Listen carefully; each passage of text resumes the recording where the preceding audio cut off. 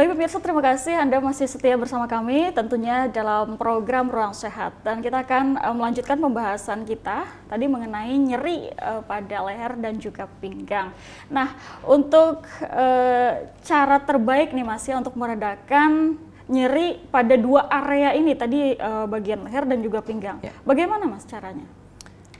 Caranya yang pertama kalau dari segi leher, itu kalau nyerinya ringan sampai sedang, kita bisa melakukan yang namanya penguluran atau stretching disebutnya. Ya, penguluran. Kemudian kita kalau di fisioterapi, biasanya kita selain stretching, penanganannya kita berikan juga terapi gelombang ultrasonik.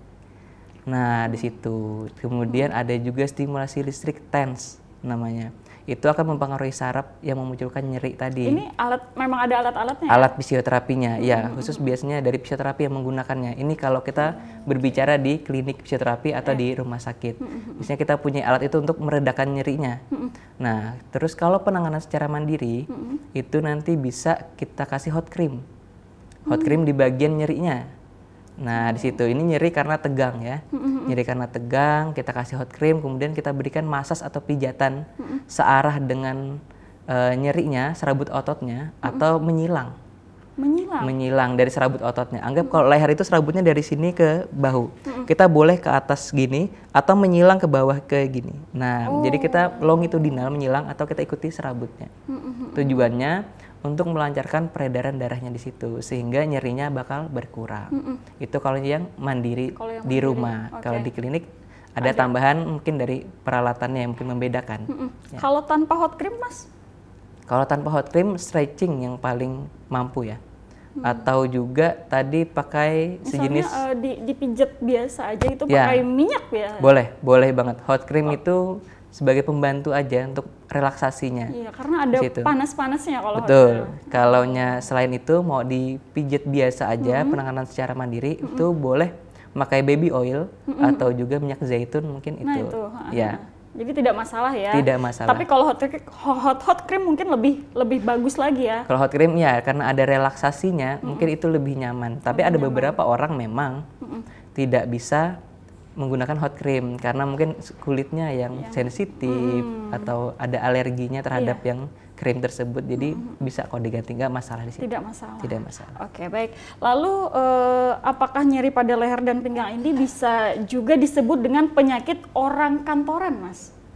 Penyakit orang kantoran bisa banget sih disebut karena yang paling sering di lapangan kalau kita lihat dari segi kerjaan juga orang kantoran ini posisinya selalu duduk, selalu mengetik laptop atau komputer, handphone juga, dan duduk itu dalam durasi waktu yang sangat lama, bahkan 8 sampai mungkin 12 jam dia begitu duduk. Jadi sering sekali terkena. Selain orang kantoran pun seperti yang di awal kita bahas pun profesinya pengemudi seperti sopir, ojek online, orang yang berjualan pun yang duduk lama itu juga berpotensi terkena. Selain itu anak-anak sekolah yang posisi duduknya tidak benar itu juga berpotensi Tapi sejauh ini kebanyakan mungkin orang kantoran ya yang mengeluhkan itu tadi. Betul, orang kantoran. Orang kantoran ya. Itu yang paling sering banget. Paling sering. Oke.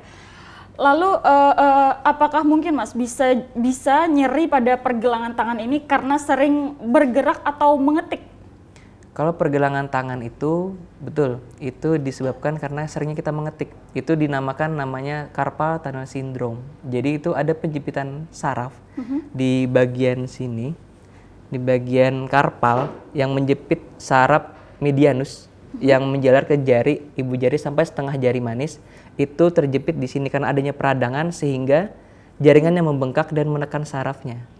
Nah, sehingga terjadi yang namanya kesemutan pada tangan, dan ini sering dialami oleh orang-orang kantor yang sering mengetik. Begitu. Jadi biasanya sini yang sering banget selain sakit pinggang, leher, dan juga pergelangan tangannya itu juga. Biasanya nyeri, kesemutan begitu rasanya ya? Ya, rasanya seperti kesemutan, kadang ada rasa panas juga.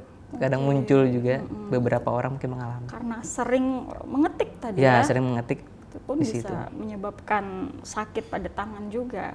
Nah, untuk pencegahan ini Mas, bagaimana pencegahan yang tepat Mas?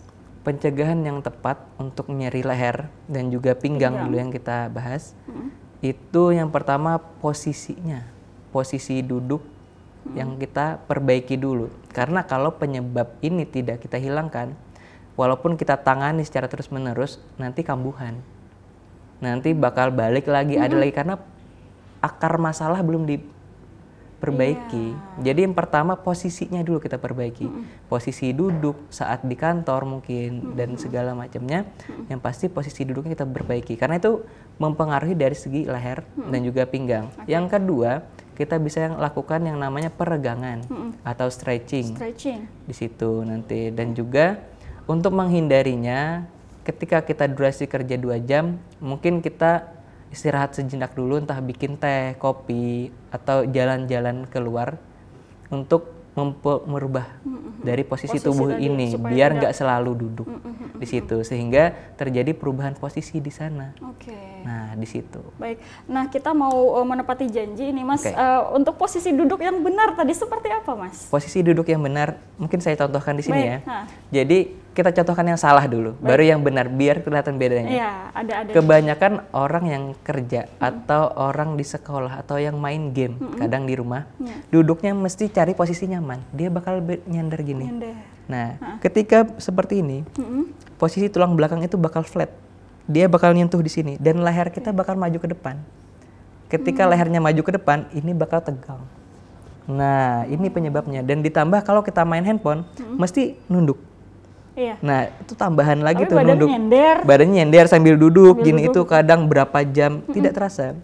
Yang akhirnya menimbulkan nyeri tadi. Nyeri pinggang karena posisinya. Nyeri leher juga karena posisinya yang di awal penyebabnya ini. Walaupun stresnya tidak ada.